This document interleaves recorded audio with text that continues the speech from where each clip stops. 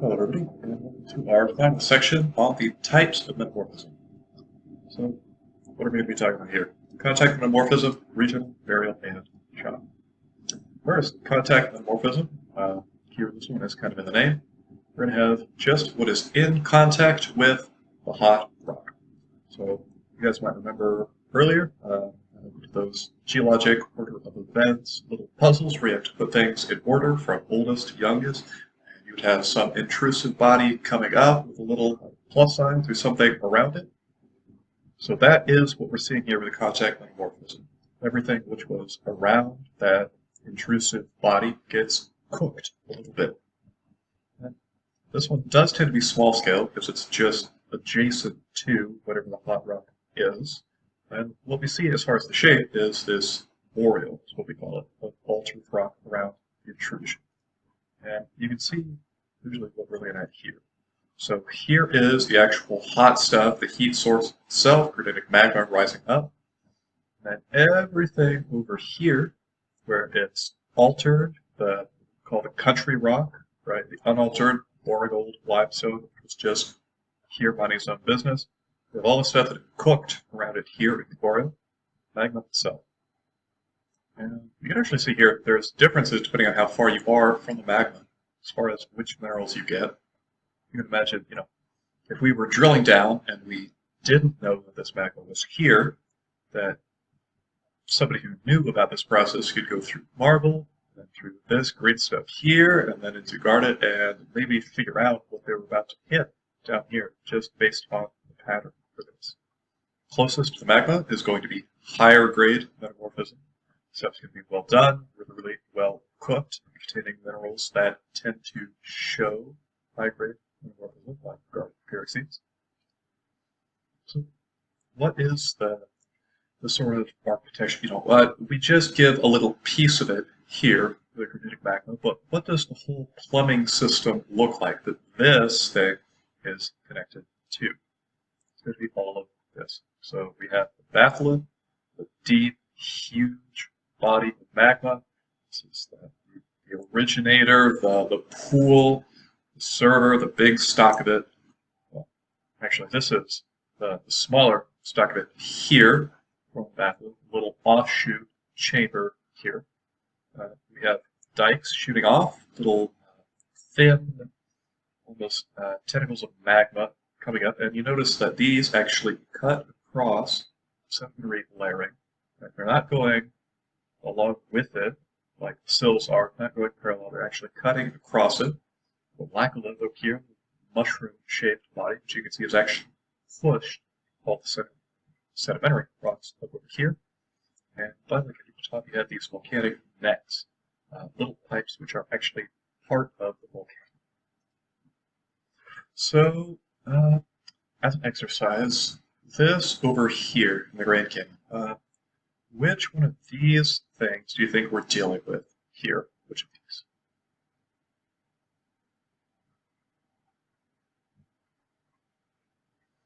So we can see the bedding of the sedimentary rocks over here. You can see that this body, or intrusion, actually cuts across that. We call this a dike. It's cutting across the sedimentary layers. And what it's forming is it's a purple rind here, actually close to it. This is our contact metamorphism.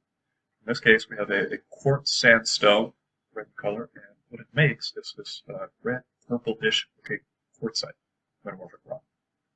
We also have, on a much larger scale, the regional metamorphism. So we're not just talking about like one, photo's worth of metamorphic activity here. We're talking about an entire region, the whole state of Colorado, something on that scale. It's going to be metamorphism of an extensive area of the crust is associated with big things, plate tectonic activities, plate convergence, collision, or subduction. Anywhere that we have mountain building, typically. Orogens, so oro means mountain, gen is to make, like in generate. These are mountain building plants. And real quick, take a moment. Where on this down here do you think we're going to see the regional metamorphism?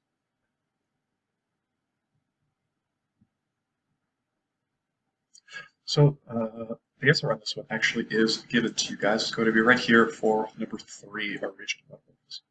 So due to plate tectonic reasons here, subduction, we have thickening of this crust here, and that thickening leads to metamorphism. And it's got this line here, 400C. I'm going to take a moment, try to remember, why does that line matter? Why is that one on here? Why that?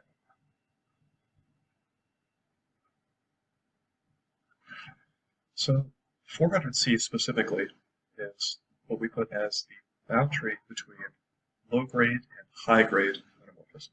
So everything beneath that 400C, you see, is going to be a result of at least high-grade metamorphism. It's going to be well done, or even partially melted in the deepest parts below the mountain region. So these are 2 examples, in case of regional metamorphism, from the Grand Tetons over here, Tetons, and the Western Sierra Nevadas here. I might take a moment, try to remember what we're looking at right here. Does this remind you of any of the metamorphic rocks that we have seen before?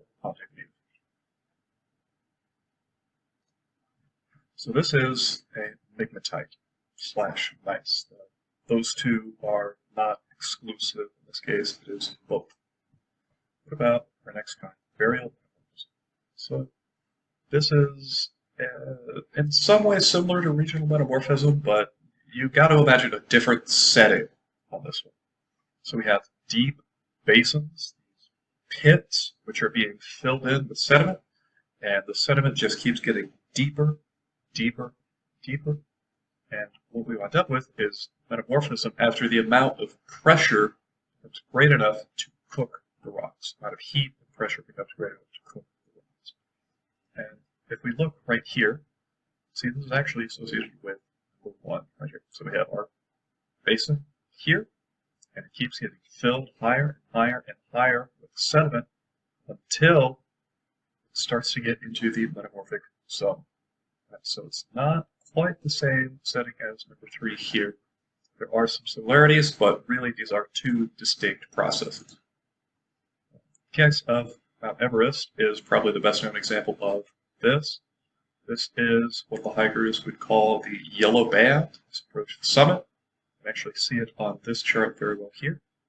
And this is a case where you have limestones on top and then marbles and limestones down here.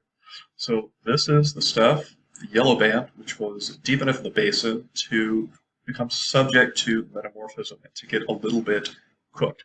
Stuff up here, the limestone, didn't make it that deep, so no cooking occurred. Great example there. And this is actually what that marble looks like when you get a close up. Of course, at least most people think of marble, they think of the white statues, but there are many other kinds of marble you could get. In this case, this one is a little bit orange yellow.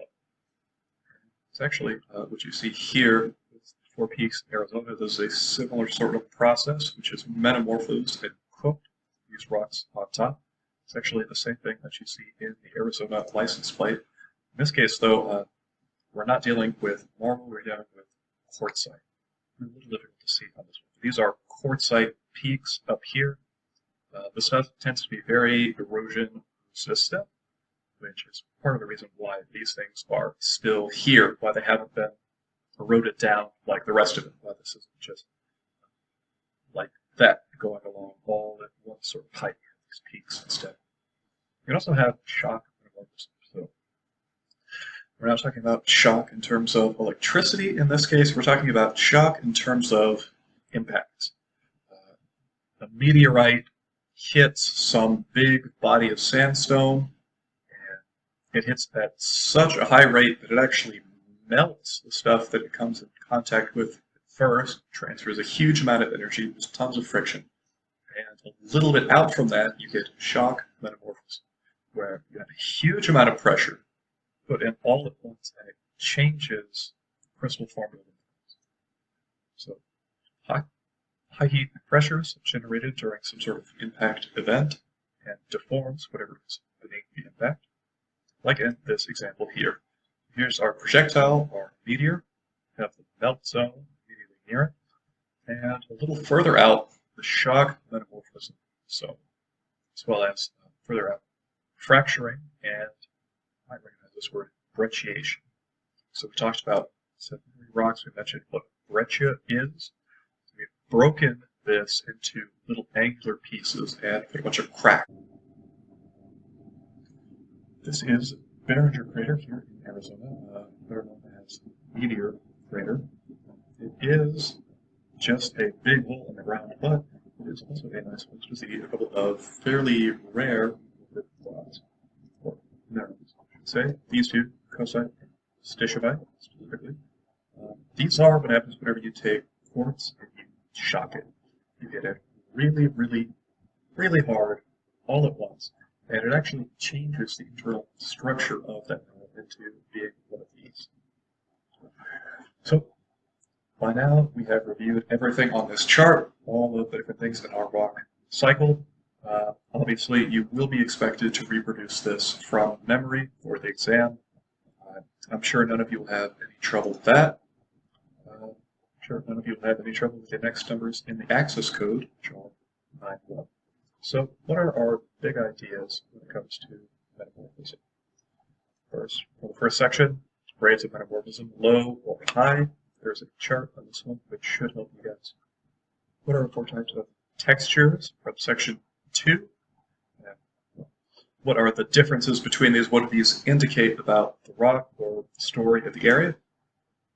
What are protoliths? Are different parent rocks or boring original rocks? And which sort of exciting cooked rocks do they lead to whenever we put them through the metamorphic process?